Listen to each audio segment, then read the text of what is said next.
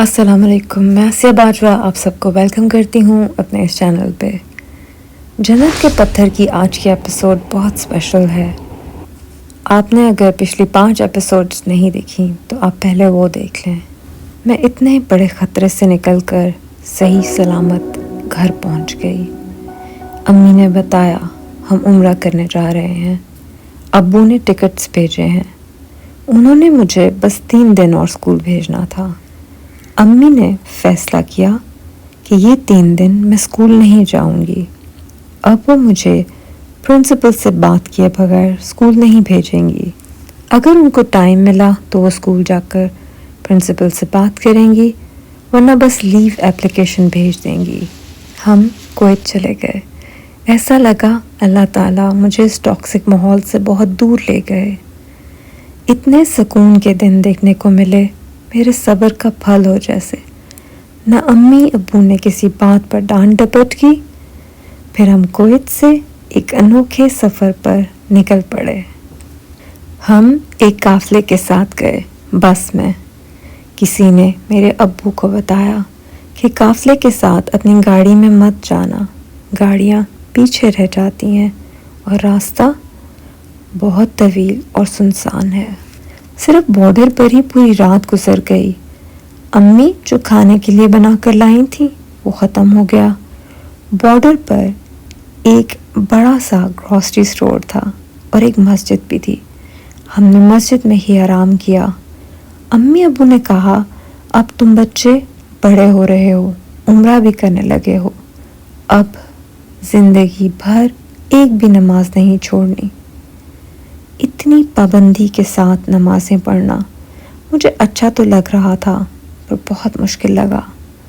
हमारी बस जिस पेट्रोल पंप पर रुकती, हम वहाँ से खाने पीने के लिए कुछ ख़रीद लेते। तवील सफ़र के बाद आधी रात को एक जगह थोड़ी सी आबादी आई। वहाँ एक छोटे से होटल में बस रुकी। इस होटल पर चाय और मशरूब थे, पर खाना ख़त्म हो चुका था। जंक फूड और रेडीमेड चीज़ें खा खा कर मुझे अच्छे और फ्रेश खाने की बहुत कदर हुई। मैं बस में खिड़की की तरफ बैठी थी कि मुझे लगा शैतान ने मेरे कान में आकर कुछ कहा।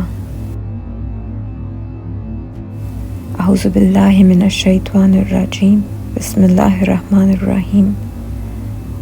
कुल औज़ु बिरब्बिन नास, मलिकिन नास, इलाहिन नास, मिन शर्रि वस्वासिल खन्नास, अल्लज़ी युवस्विसु फ़ी सुदूरिन नास, मिनल जिन्नति वन्नास।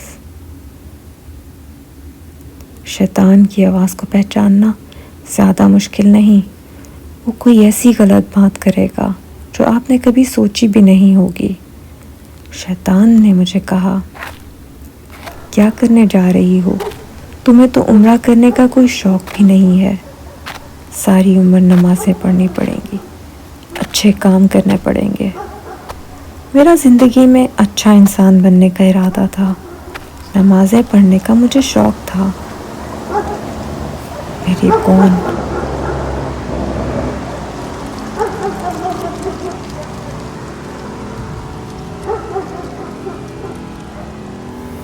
मेरे कान में ऐसी उल्टी बात कर रहा है। मुझे लगा ये शैतान है। मैंने उसकी बात की तरफ तवज्जो नहीं दी, पर वो बार बार यही बात दोहराता गया।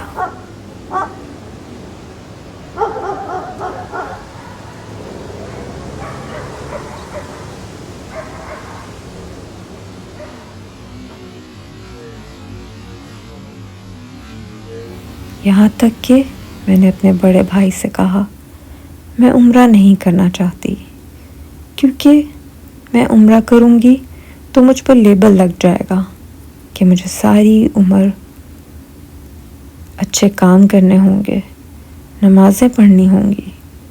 मेरे भाई ने कहा ये तुम कैसी बातें कर रही हो? मैंने अपने भाई से कहा देखो, सफ़र भी हम दुआएं करते हुए कर रहे हैं, गाने भी नहीं सुन सकते। मेरे भाई ने कहा अब ये ज़्यादा हो रहा है। शैतान मेरी बातें सुनकर मुतमईन हो गया था। वो अब जा चुका था। میں نے اپنے بھائی سے کہا، ہاں یہ زیادہ ہو گیا ہے۔ میں شرمندہ ہوئی۔ میں نے کھڑکی سے باہر دیکھا اور سفر سے محسوس ہوئی صحرائی صحرا، حد نگاہ تک سکون۔ میرے بڑے بھائی نے بچپن میں حج کیا ہوا تھا، اس لیے وہ اپنے آپ کو اس سفر کا ایکسپرٹ سمجھ رہا تھا۔ لاہور پڑھ کر بار بار نفی میں سر ہلاتے ہوئے میری طرف رہ رہ کر دیکھتا رہا۔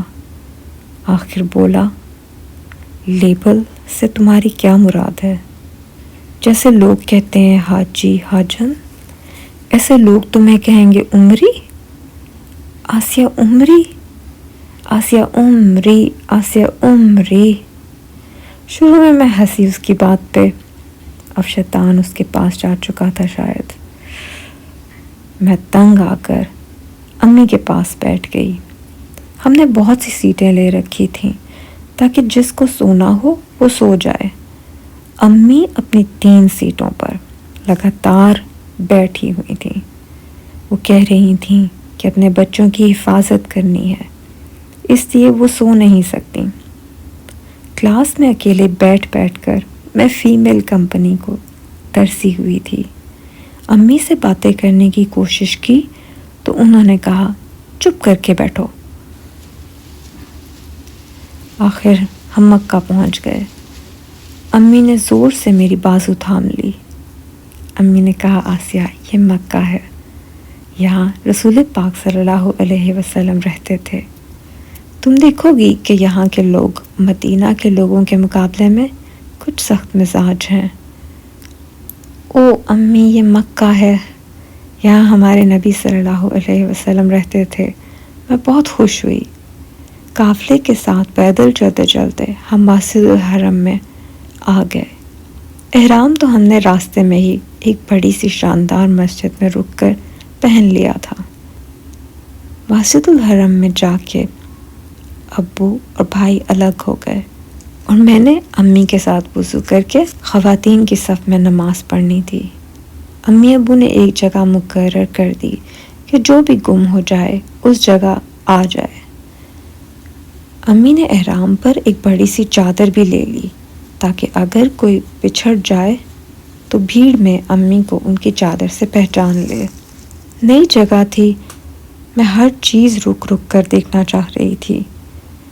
امی نہ رکنے دے رہی تھیں نہ کچھ دیکھنے دے رہی تھیں۔ مسجد کے صحن میں ایک بیمار عورت نظر آئی۔ اس عورت کی ایک ٹانگ دوسری ٹانگ سے کئی گنا زیادہ موٹی تھی۔ وہ بہت تکلیف میں تھی۔ امی نے رک کر دیکھنے ہی نہیں دیا۔ وہ میری بازو زور سے تھامے ہوئے مجھے مسجد کے اندر لے گئیں اور بتایا، آسیہ یہ صفا مروہ کے پہاڑ ہیں، تم نے پڑھا تھا نا یہ واقعہ۔ میں اتنی ایکسائٹڈ ہوئی، میں ان پہاڑوں کو دیکھنا چاہتی تھی رک کر، پر امی جان چلتی ہی جا رہی تھیں اور میرا بازو ان کے ہاتھ میں تھا۔ چلتے چلتے امی نے کہا، یہ لوگ دیکھو جو تیز تیز چل رہے ہیں، صحیح کر رہے ہیں۔ میں نے بھی صحیح کرنی ہے امی، پلیز رک جائیں، ایک لمحے کو رک جائیں۔ امی نے مجھے بازو سے کھینچتے ہوئے کہا، چلتی چلو چلتی چلو، چپ کر کے چلتی چلو، ہم بعد میں صحیح کرنے آئیں گے۔ میں پہلے ہی بڑی چڑچڑی ہو رہی تھی، کئی دنوں سے ڈھنگ کا کھانا بھی نہیں کھایا تھا۔ اس بات پر تو میرا دل ہی ٹوٹ گیا۔ امی پوری قوت سے میری بازو کھینچ رہی تھیں اور میں سر زمین کی طرف جھکائے ہوئے اپنے قدم روک رہی تھی۔ میں یہی سوچ رہی تھی کہ امی میری کوئی بات نہیں مانتی، مجھے یہاں لائی ہی کیوں تھی اگر کچھ دیکھنے ہی نہیں دینا تھا۔ اچانک امی رک گئیں۔ بہت خوشی سے امی نے کہا، سامنے دیکھو۔ میں نے سوچا، یہ ان کا موڈ اتنا اچھا کیسے ہو گیا؟ رک کر خود مجھے کہہ رہی ہیں کہ سامنے دیکھو۔ میں نے سامنے دیکھا، آنکھیں پھٹی کی پھٹی رہ گئیں، جیسے روح کا کوئی تعلق ہو اس جگہ سے۔ میری روح یہاں آنا چاہتی تھی اور میں اس بات سے بے خبر تھی۔ ایسا لگا کسی نے کہا، تم یہاں آنے سے انکار کر رہی تھی۔ محرابوں کے بیچ میں سے نظر آتا ہوا خانہ کعبہ۔ امی نے خوشی سے کہا چلو۔ اس بار میں نے ریزسٹ نہیں کیا۔ سامنے دیوار آ گئی اور وہ منظر کچھ لمحوں کے لیے دکھائی نہیں دیا۔ پھر سے نظر آیا تو میں نے ایک بڑے سے ستون کو پکڑ لیا۔ میں اس ستون کے پیچھے چھپ گئی اور وہیں بیٹھ گئی۔ اتنے آنسو بہے، اس منظر کا جلال اور کشش۔ امی مجھے دیکھ کر پاس کھڑی ہنس رہی ہوں گی، یہ خیال آتے ہی میں نے آنسو پونچھے، مسکرائی اور قریب دیکھا تو امی کہیں نہیں تھیں۔ کھڑے ہو کر دور دیکھا تو امی خانہ کعبہ کے قریب جا چکی تھی، مجھے لیے بغیر ہی چلی گئی۔ امی کی منفرد چادر کی وجہ سے میں نے انہیں فوراً پہچان لیا۔ میں تیز تیز راستہ بناتے ہوئے ان کے قریب پہنچ گئی۔ میں نے دیکھا امی نے اپنا بازو پیچھے کیا ہوا تھا اور ہاتھ ایسے تھا جیسے مضبوطی سے کچھ پکڑا ہو، جبکہ ہاتھ میں کچھ بھی نہیں تھا۔ میں نے اپنے بازو ان کے ہاتھ میں ڈال دی۔ امی نے کہا چلتی چلو چلتی چلو۔ میں نے کہا کدھر چلتی چلو، ابھی میں پیچھے رہ گئی تھی اور آپ کو پتہ بھی نہیں چلا۔ امی نے کہا یہ ناممکن ہے، میں نے پوری قوت سے تمہارا ہاتھ پکڑا ہوا تھا۔ امی نے کہا میرے ذہن میں آیا بھی کہ ایک بار مڑ کر دیکھ لوں، پر میں نے اور مضبوطی سے تمہاری بازو پکڑ لی۔ مجھے مڑ کر دیکھنا چاہیے تھا۔ میں نے امی سے کہا خانہ کعبہ کو ہاتھ لگانا ہے۔ امی نے کہا آ جاؤ ہاتھ لگاتے ہیں۔ تھوڑی سی جدائی جس کی ان کو خبر بھی نہیں تھی، اس نے میری امی کے دل کو اتنا نرم کر دیا تھا۔ ہم نے خانہ کعبہ کو ہاتھ لگایا تو ہاتھ سے خوشبو آئی۔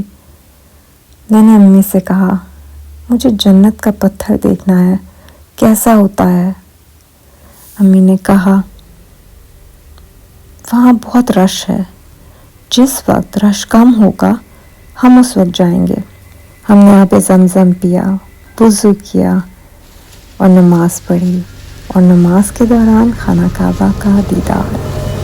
ہم کھانا کھانے چلے گئے۔ مکہ کی اونچی نیچی گلیاں اور وہاں کا کھانا بہت مختلف تھا۔ سخت چاول اور روٹیاں دونوں کو چبانا بہت مشکل لگا۔ مجھ سے زیادہ کھانا نہیں کھایا گیا، پر میں خوش تھی کہ چلو ڈھنگ کا کھانا ملا۔ کھانے سے زیادہ دلچسپی مجھے اس منظر کو دیکھنے میں تھی۔ رونے کے بجائے میں اس منظر کو غور سے دیکھتی تو زیادہ اچھا تھا۔ کوئی کشش تو ہے اس جگہ میں۔ ہم مسجد کی طرف چل پڑے۔ دل کو بہت خوشی تھی کہ نماز خانہ کعبہ کے سامنے پڑھیں گے، دل بھر کے خانہ کعبہ کو دیکھوں گی۔ پھر خیال آیا سجدہ کروں گی تو وہ منظر ہٹ جائے گا۔ یہ سوچ بہت تکلیف دے رہی تھی۔ پھر سے آنکھوں سے آنسو گرنا شروع ہو گئے۔ ایک ہاتھ امی نے پکڑا ہوا تھا اور دوسرے ہاتھ سے میں آنسو پونچھ رہی تھی، اس بات سے بے خبر کہ آگے میری زندگی کا کتنا انوکھا واقعہ ہونے جا رہا ہے۔